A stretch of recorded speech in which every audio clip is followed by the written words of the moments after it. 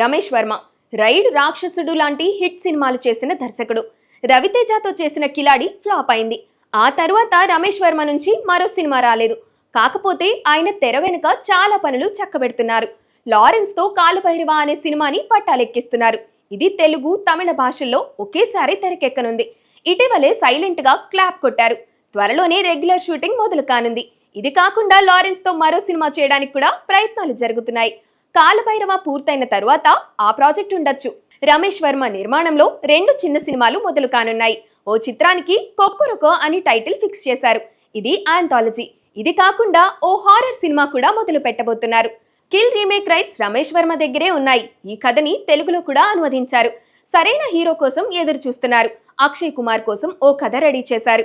ఇదే action cinema Bollywood లో ఓ love story చేయడానికి కూడా ప్రయత్నాలు జరుగుతున్నాయి. ఒకసారి ఇన్ని ప్రాజెక్టులు నెత్తి మీద పెట్టుకోవడం విచిత్రంగా అనిపిస్తుంది. అయితే ప్రస్తుతానికి ఆయన ధ్యాస కాలభైరవ పైనే ఉంది.